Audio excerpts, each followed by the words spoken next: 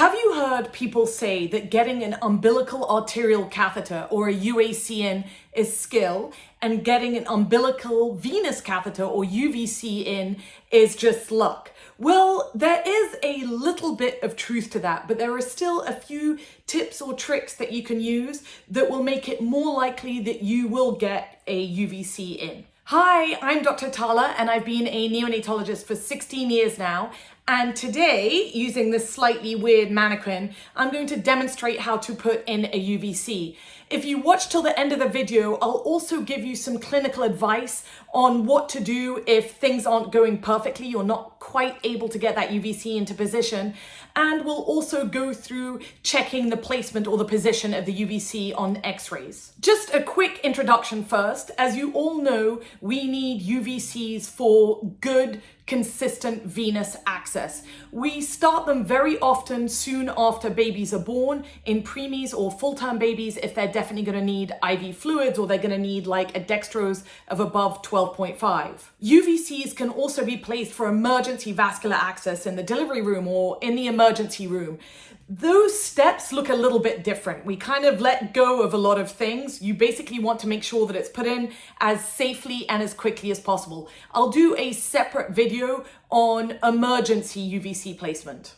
There aren't a lot of contraindications to actually putting in a UVC, but just be logical. Obviously, if something is going on in the belly, whether there is neck going on or peritonitis, or whether the baby has an umbilical, an infection of the umbilical cord, or an omphalocele or a gastroschisis, then obviously these aren't going to be ideal situations to place a UVC. Usually UVCs are placed right after birth, but we can also access that umbilical vein for several days afterwards. I think my record is about 10 days. It ended up being low lying. So just always be aware of that it is a possibility to be used as venous access for several days after the baby's born. So if you do work in the emergency room, then be thinking about the umbilical vein.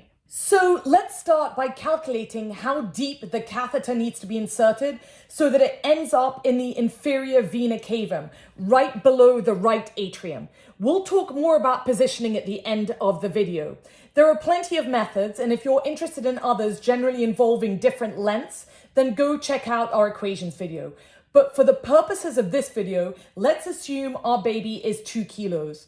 The equation we always use in our unit for UACs is 3 times weight plus 9. So 3 times 2 equals 6, 6 plus 9 equals 15. And so a UAC should go in about 15 centimeters on a 2 kilo baby plus kind of the little distance of the stump. The UVC insertion is generally half the UAC because remember, the UAC goes down before it comes back up again. So the equation for UVC is UAC divided by 2 plus 1 centimeter. So in the last equation for a 2 kilo baby, it would be 15 divided by 2 or 7.5 centimeters plus 1. So we need to put a UVC catheter in about 8.5 centimeters. And obviously all these catheters have lengths on them, so it's very easy to be able to tell. And 8.5 centimeters is right there. A big part of placing the lines is making sure that the baby is restrained. And we can discuss this more in another video.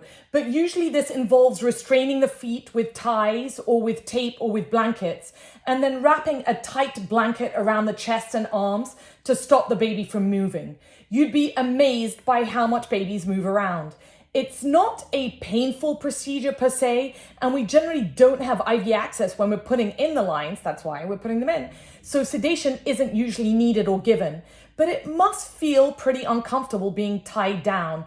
And if it's a bigger baby or if an IV is already in, then sedation is a good idea for these babies. Obviously, it's important that this is a super sterile procedure. So you should be wearing a mask, cap, and gown, as well as sterile gloves.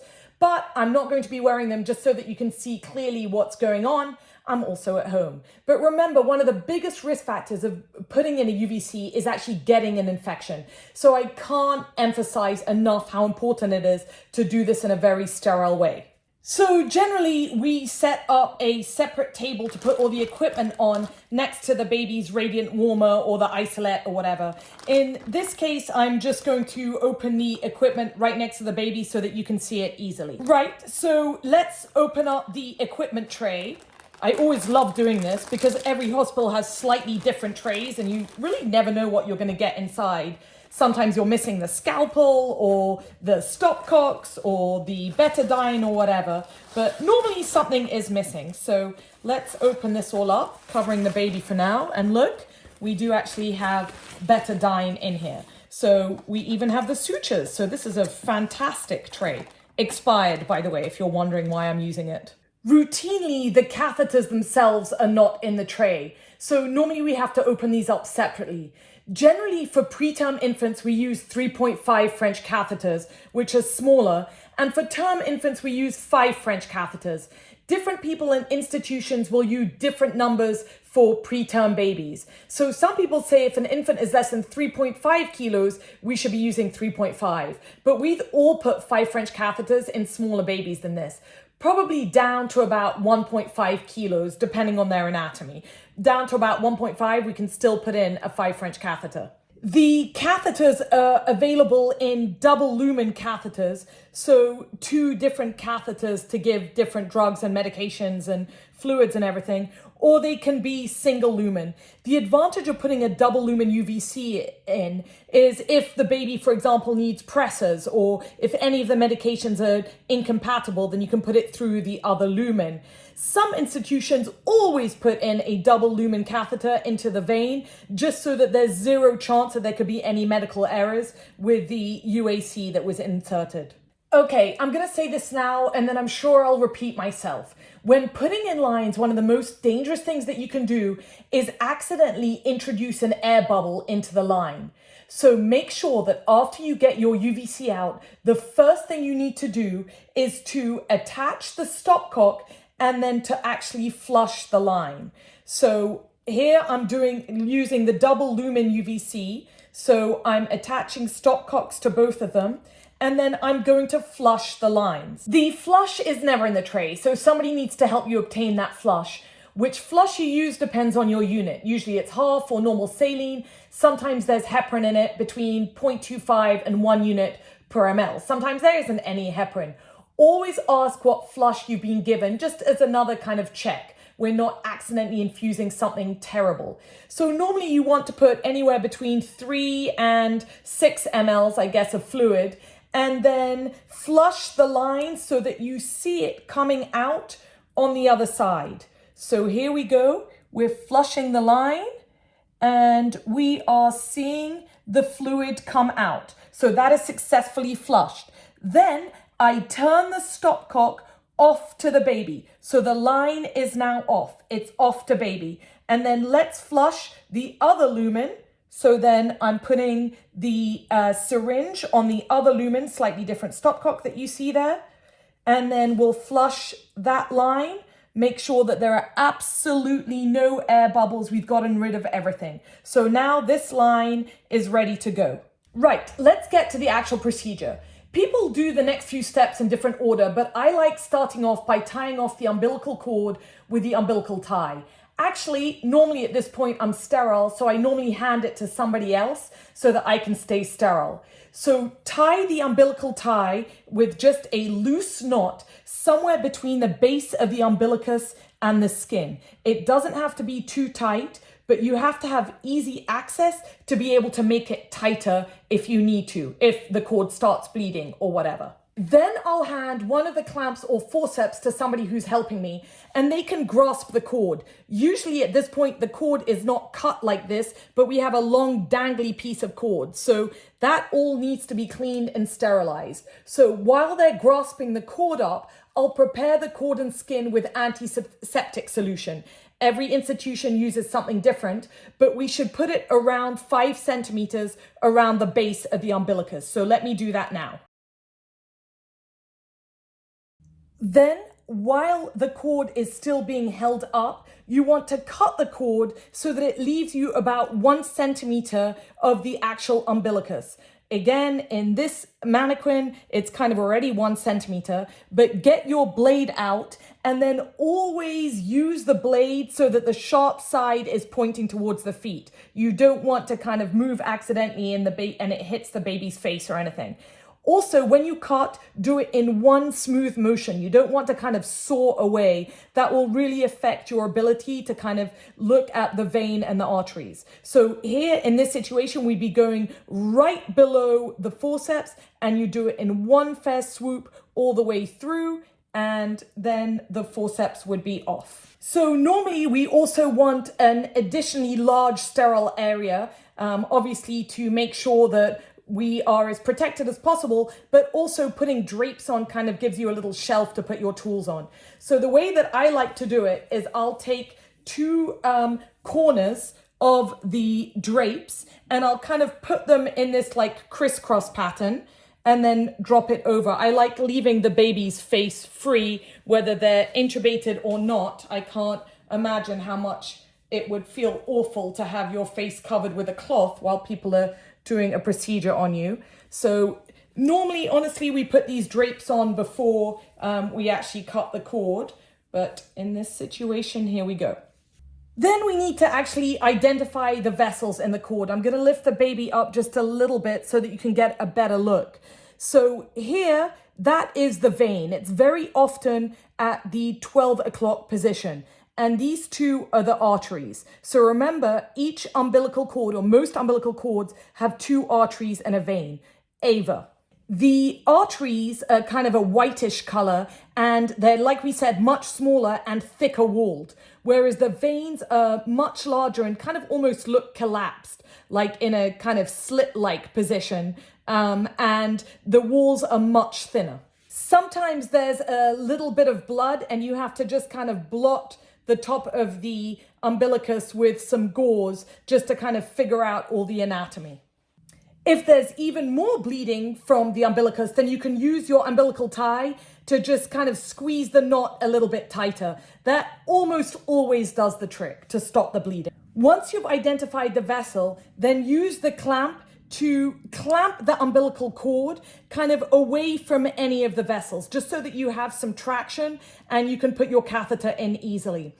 The vein doesn't normally need to be dilated, but normally I use these really wide angle dilators just to open up the vein just a little bit, maybe remove a clot or something, make it more obvious where I'm going to be putting the catheter. Normally it's really easy for the catheter to go into the umbilical vein, so really just very gently, it doesn't have to go deeply at all. Now it's time to actually put the catheter in. Because I'm crazy, I will normally flush it one more time.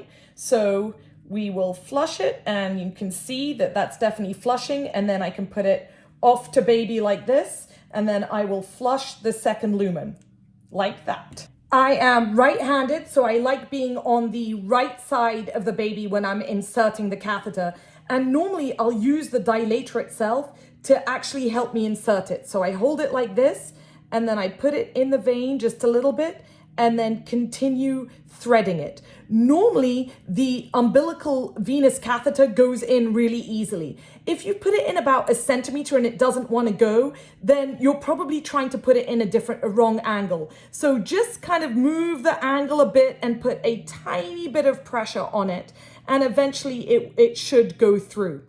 The vein, weirdly, even though it's got a much thinner wall, it's way less likely to kind of pop through that wall. You're way less likely to false track a UVC as compared to a UAC. On this mannequin, the UVC is stopping at 6 centimeters. Like we already said, it should be going 8.5 centimeters on this 2 kilo doll. Once you feel like it is in the right position, then pull back on the catheter, and you should get blood back in your syringe. So it should be dark blood, just like the venous blood is. If you're not getting any blood back, then either try to push it in about 0.5 centimeter or pull it out 0.5 centimeter. Maybe the catheter was up against a vessel wall or against the wall of the right atrium. If the blood that you're getting back is bright red blood and it looks like arterial blood, then what that means is that your catheter has gone in too far. It's gone into the IVC, into the right atrium, through the PFO, and into the left atrium. So definitely it needs to come out again. You do not want arterial blood. Honestly, sometimes in the past, we used to kind of use that as a landmark of, okay, we've gone in too far, now we'll pull back. Now we know that really any time that you cross the PFO into the left atrium, there's a slightly increased chance of developing a thrombus. So really try to avoid pushing in this catheter too far, even if it's only briefly. Okay, what do we do if we push the catheter in, kind of like this baby, it's gone in 6 centimeters and then it's bouncing and we assume that it's in the liver? Is there anything that we can do to try to get it in the correct position? So sometimes, no, you can't do anything. The ductus venosus is shut and there is no way that we can actually get the catheter into the UVC. But there are a few tricks that we can at least try. So the first thing that you can do is to pull back the catheter to maybe about 4 or 5 centimeters and then try and put it back in again. But as you put it in, twist the catheter around and thread it up as you're twisting it. Sometimes that helps it direct up the ductus venosus. I don't know why, but this has worked a remarkable number of times for me. The second thing that you can do is pull down the whole umbilicus towards the feet of the baby. What you're hoping here is that it's giving the catheter more of a straight line to go all the way up to the UVC. So I will literally just pull it down and also maybe try to twist the catheter as well. This has also worked for me in the past. The third thing that you could do is try to insert another catheter into the vein. So your hope is that the initial catheter is blocking the incorrect entrance. So this new catheter is more likely to take the right direction. Sometimes that works. Obviously, don't try this in tiny babies and always use a 3.5 French catheter if you're placing something else in. But just the same thing, push it in just like the first one and then see if you can kind of try to bypass wherever it was going wrong with the initial catheter. If you do get it in the right situation, then take out the first catheter out. Another technique that you can use is to actually push down on the liver.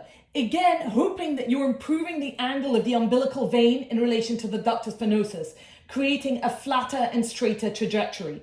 It also compresses the opening of the left portal vein and makes it harder for the catheter to enter the right portal vein, or making it more likely that the catheter will turn into the ductus venosus. Don't apply too much pressure because you may block the opening of the ductus venosus.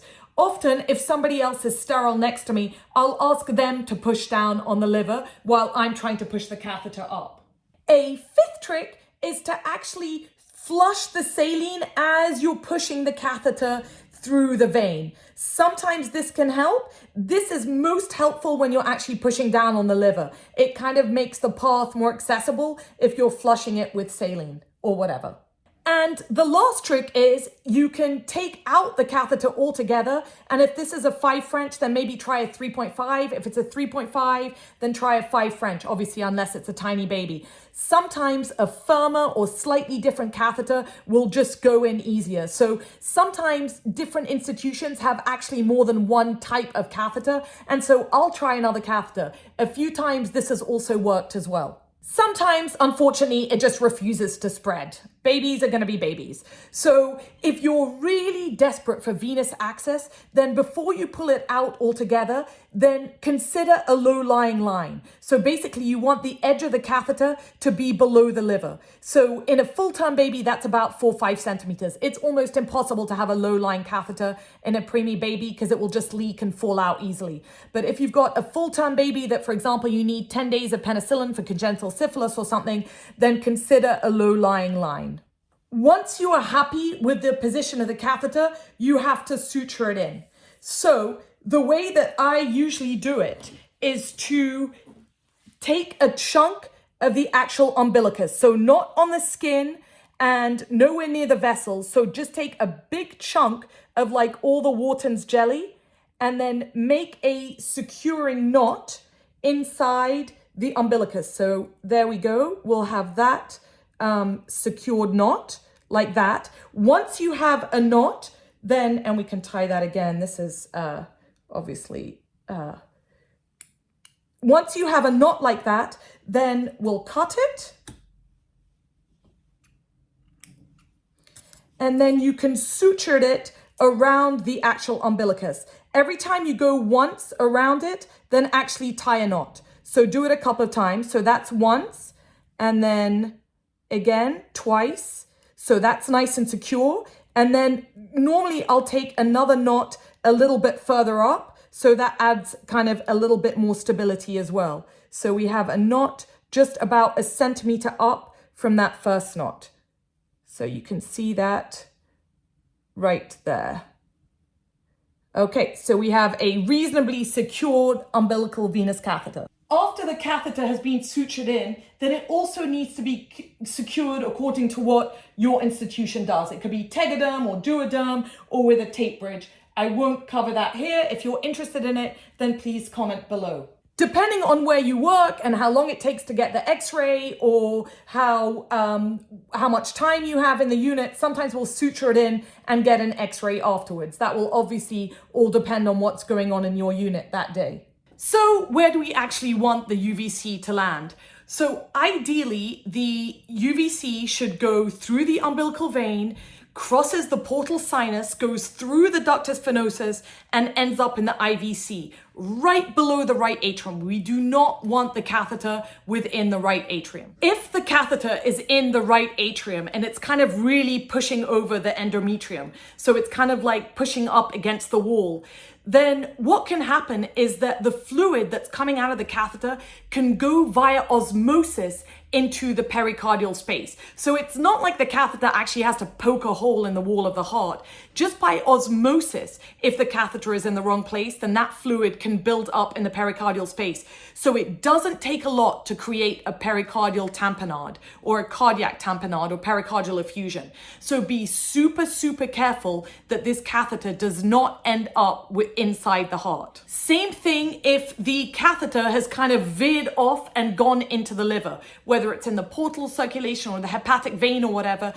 If you're giving fluid, or maybe even worse, you're giving presses or something, then you can create some big problems in the liver. You can end up with an abscess or a mass. So when you do get that x-ray, make sure that the catheter is not kind of going into the liver or not way too far into the heart. So where do we actually want the UVC? Well, on the AP x-ray, we want it at the level of the vertebral bodies of T7, T8. So generally we'll get a chest x-ray and an abdominal x-ray, and you're looking that the end of the catheter tip ends up somewhere between T7 and T8. And we can calculate which vertebral body it is depending on which ribs it's kind of hanging onto. I've already said this mnemonic, but a good friend of mine, Dr. Jordan Reese, told me this and I love it so much, that depending on where the catheter position is, if it's T6, then you have to fix it.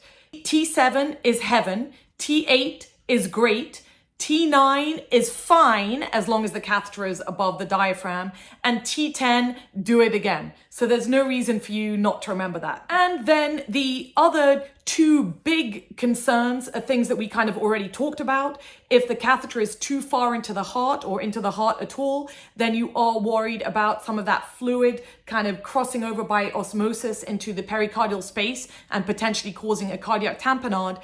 And you're also worried about the catheter going into the liver and causing a whole bunch of concerns there. So just be careful. That was a lot of detail about umbilical catheters. I was going to make a really short video and then I kept thinking of more things that I really wanted to include. So maybe I'll just kind of cut it down in the future and give a shortened version.